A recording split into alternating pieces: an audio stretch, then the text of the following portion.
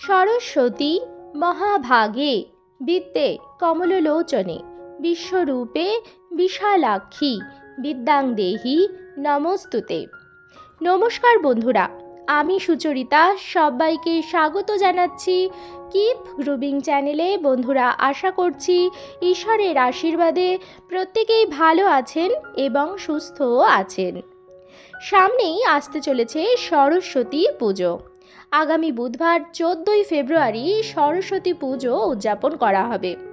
এই বিশেষ দিনটিতে প্রায় প্রত্যেকেই বাড়িতে মা সরস্বতীর একটি বিগ্রহ নিয়ে আসেন এবং সরস্বতী পূজার দিন সেই সরস্বতী ঠাকুরটিকে প্রতিষ্ঠা করা হয় ঠাকুরের সিংহাসনে। 1 বছর ব্যাপী মা সরস্বতীর পূজা অর্চনা করা হয়ে থাকে নিত্য পুজোর সাথে। যদি আপনারাও এইভাবেই মা সরস্বতীর বিগ্রহ বাড়িতে নিয়ে আসেন এবং সারা বছর ব্যাপী মায়ের পুজো করেন, তাহলে আজকের ভিডিওটি আপনাদের জন্যই। বন্ধুরা, আমরা অনেকেই হয়তো জানি না যে কীরকম বিগ্রহ বাড়ির জন্য অত্যন্ত শুভ। মা সরস্বতীরও বিভিন্ন রূপ আছে এবং বিভিন্ন রকমের বিগ্রহ বাজারে পাওয়াও যায়। অনেক সময় হয়তো আমাদের চোখে কিছু ভালো লাগে বলে আমরা সেটি বাড়িতে নিয়ে আসি, কিন্তু হয়তো আমরা জানি না যে সেরকম বিগ্রহ বাড়িতে নিত্য পূজা অর্চনা করার জন্য শুভ না শুভ নয়। কিছু কিছু মূর্তি আছে যেগুলি বাড়িতে পুজো করবার জন্য কিছু বিশেষ নিয়মের প্রয়োজন আছে।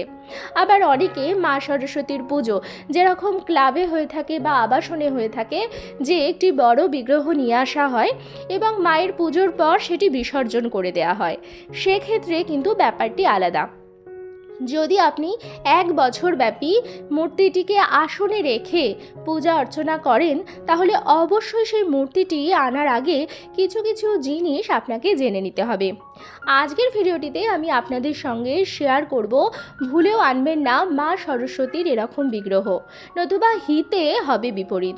বরঞ্চ এমন বিগ্রহ নিয়ে আসুন যেটা শিক্ষার্থীদের জন্য অত্যন্ত শুভ এবং সর্বদা শিক্ষার্থীদের আশীর্বাদ করবেন মা।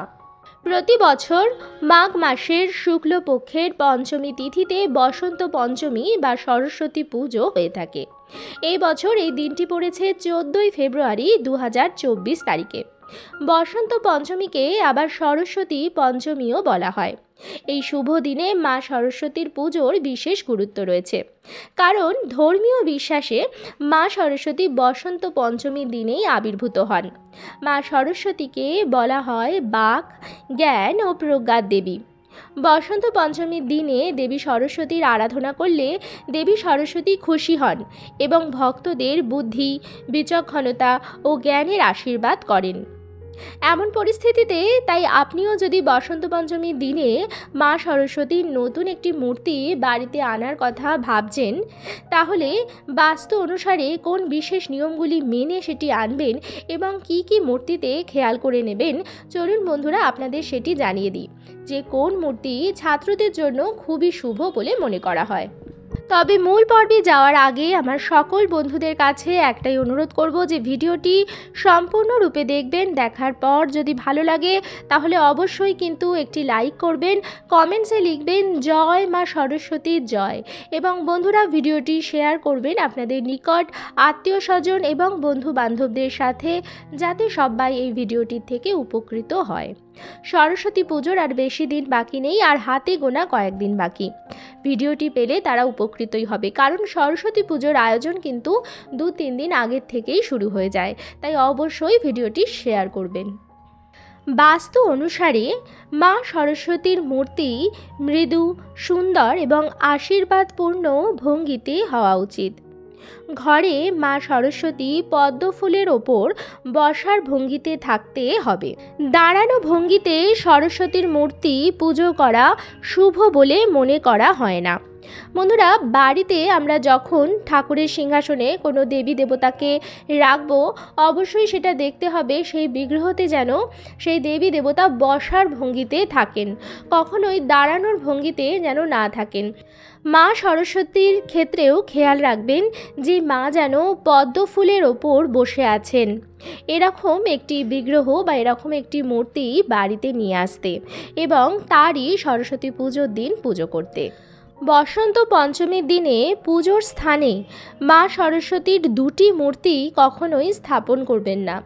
আমরা যখন কোনো পুজো করি তখন আমাদের সামনে যে দেবী এবং দেবতা রয়েছেন তার একটি বিগ্রহ বা একটি মূর্তি থাকা উচিত, কারণ আমরা সেই মূর্তিতে দেবীর চক্ষু দান করার পর প্রাণ প্রতিষ্ঠা করা হয় এবং সেই মাটির বিগ্রহ প্রাণ প্রতিষ্ঠা করার পরে আমরা তার পূজা অর্চনা করে থাকি।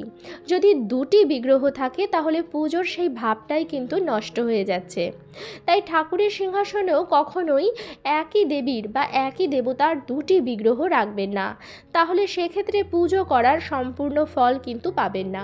আবার সরস্বতী পুজোর দিনেও আপনারা পূজা অর্চনা যখন করছেন তখন ঠাকুরের যে বেদি তাতে যেন একটি মা সরস্বতীর বিগ্রহ থাকে।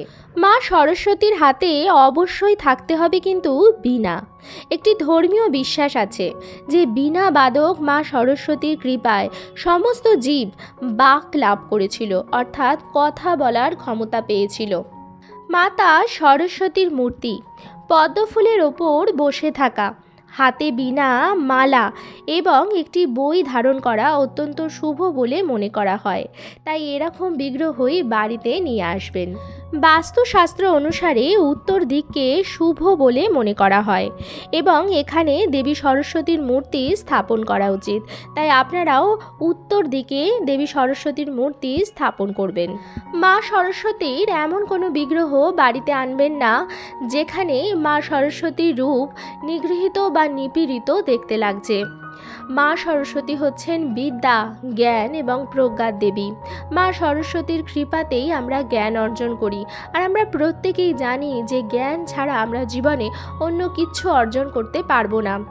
জ্ঞান যদি না থাকে আমরা না সৌভাগ্য পাবো, না অর্থ পাবো, না মান পাবো, না সম্মান পাবো, না প্রতিষ্ঠা পাবো। তাই জ্ঞান আমাদের সবার আগে অর্জন করা জরুরি। বন্ধুরা, তাই মা সরস্বতীর এমন রূপ আনবেন যেখানে মা সরস্বতী উজ্জ্বলা হয়ে রয়েছেন এবং মা সরস্বতী আশীর্বাদ করছেন প্রসন্ন মুখে। মা সরস্বতী হচ্ছেন শ্বেত শুভ্রা, তার এক হাতে বই, অন্য হাতে বীণা। দেবী সরস্বতীর বাহন একটি শ্বেত শুভ রাজহংস। কেন রাজহংসই সরস্বতীর বাহন এবং কেন তিনি শ্বেত শুভ্রা জেনে নিই। আপনারাও কিন্তু এরকম বিগ্রহ নিয়ে আসবেন যাতে মায়ের গায়ের রং একদম শ্বেত শুভ্র থাকে। এই বিশ্ব বা জগৎ সংসার সৃষ্টি করেছিলেন ব্রহ্মা, আর সরস্বতী হলেন ব্রহ্মার নারী শক্তি। ব্রহ্মার মুখ গহ্বর থেকেই নাকি সৃষ্টি হয় মা সরস্বতীর। সরস্বতীর শ্বেত শুভ্র মূর্তি তার কলুষীন চরিত্রের প্রতীক বলে মনে করা হয়। শুভ্র বর্ণ মানে সাদা রং হলো শুদ্ধতার প্রতীক। জ্ঞানময়ী সর্বশুক্লা দেবী সরস্বতী সর্বগুণে ও জ্ঞানে গুণান্বিতা বলে তার গায়ের রং হচ্ছে শুক্লবর্ণ, অর্থাৎ তিনি দোষী না। দেবীর শুভ্র বর্ণ আমাদেরও দোষমুক্ত থাকার অনুপ্রেরণা দেয়।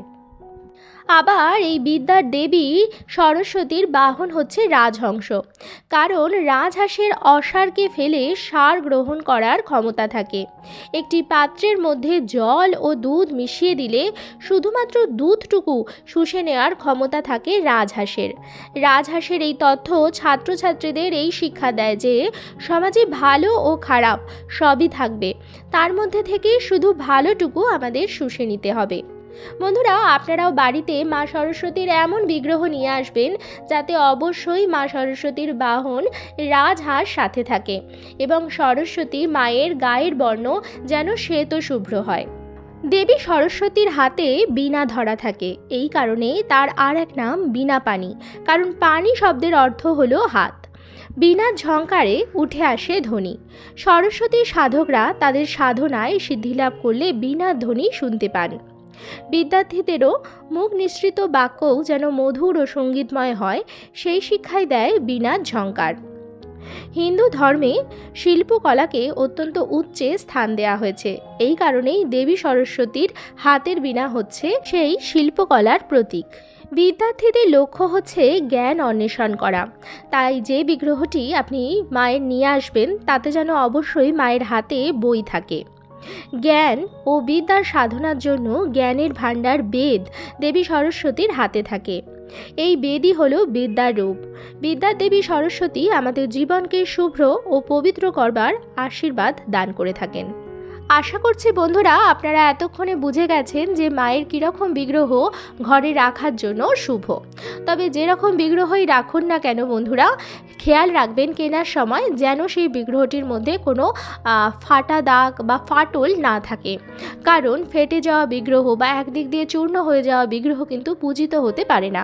তাই বন্ধুরা বিগ্রহ কেনার সময় বিশেষভাবে খেয়াল কিন্তু অবশ্যই রাখবেন এবং ভক্তি ভরে মা সরস্বতীর পূজার সমস্ত উপকরণ সামগ্রী জোগাড় করে মা সরস্বতীর পূজা অর্চনা করবেন সরস্বতী পুজোর দিনে।